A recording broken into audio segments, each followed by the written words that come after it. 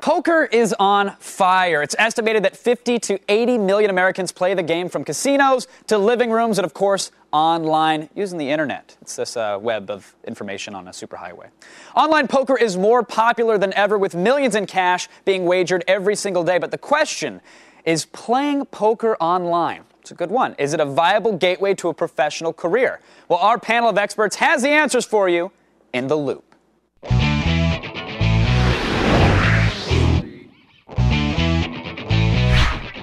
Before the break, we asked you if online poker players are real poker players. Well, according to our poll, 67% of you thought that online players are indeed the real deal. And joining us via satellite to help make sense of it all, we've got World Poker Tour's Player of the Year, Gavin Smith, professional poker player Sean Chacon, and editor-in-chief of PokerNews.com, John Caldwell. Gentlemen, thank you for joining us in The Loop.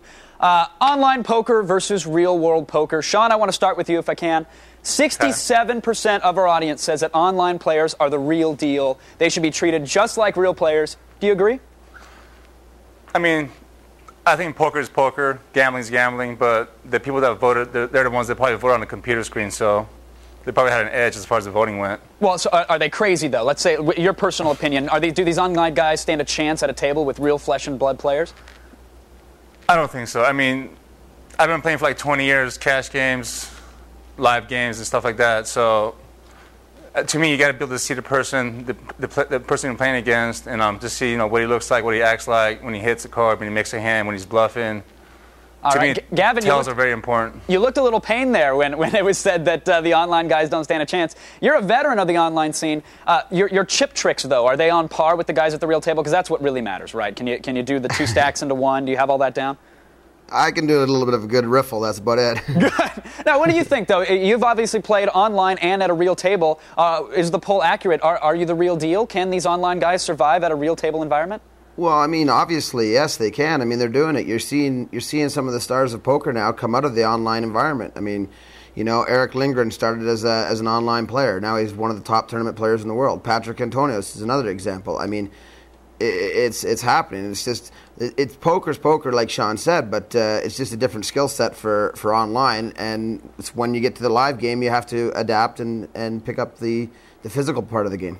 Okay, now, Gavin, some people say that the online gamers, they're too aggressive. That's their style of play. Is there any merit to that kind of a statement? Do you find that when it's in an internet setting, when it's online, when people are anonymous, they tend to be more aggressive at the table?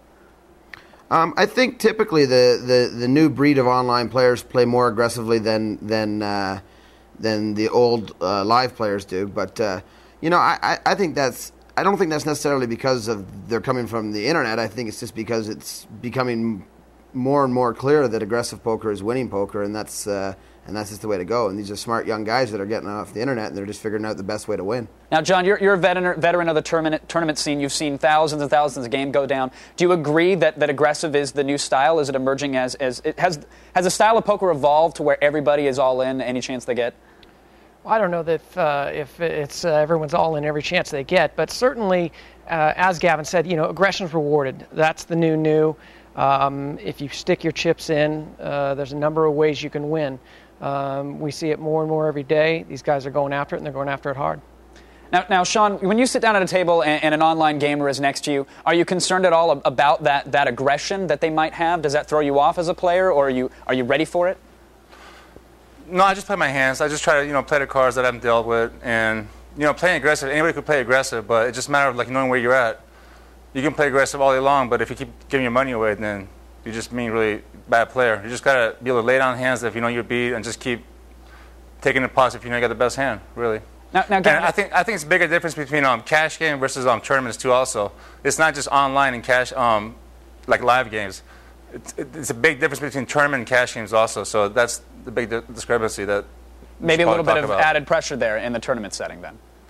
Well, tournaments, you just playing to survive and win a tournament. Cash games, you're taking shots, you're playing for real money, and just different world. Now, Gavin, what does it take to be successful in the online world now? Because it seems that there's 1,000,001 people doing it. There's 1,001 sites to actually do it at. Is there a particular skill set that you need to survive online that is different from the real world?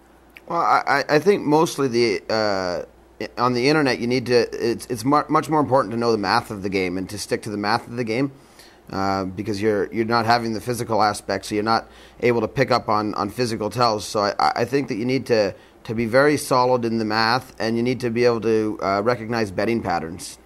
Now, John, is there a moneymaker syndrome going on right now with the success of these online gamblers? Have they made it seem almost too easy that anybody can win? If you know the math, you're fine, so you should show up at a table and get embarrassed at a casino? Well, from an advertising perspective, obviously that's what they want to sell. You're certainly not going to have a commercial on the air that says, come to XXX Poker and lose all your money. But that's the dream. Chris Moneymaker started it. He turned $40 into $2.5 million, and that's what a lot of these guys out there that are signing up, want to do. Now, at the end of the day, do you think that the popularity of the online game, is it a good or a bad thing for the real world gamers, for the table gamers? I think it's good. It gets action going. It's just, them online, just like you said, they play real aggressive and it's constant action. John, what say you? Sorry? What do you think about is the popularity of the online game, is that helping the real world guys? Absolutely. I mean, it's bringing more and more people into the game every day, and that's always a good thing. Promoting poker is a good thing, and online does it well.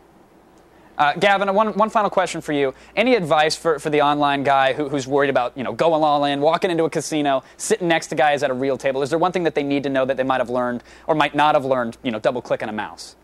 Well, I guess probably the biggest piece of advice I'd get them is to do the same thing every time they bet or whatever. Whether it's putting their hand on their chin or whatever and looking at the same spot on the table.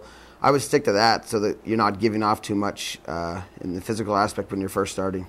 You wouldn't recommend the hoodie and the Ray-Ban sunglasses and the face paint. Nothing like that to throw them off, right?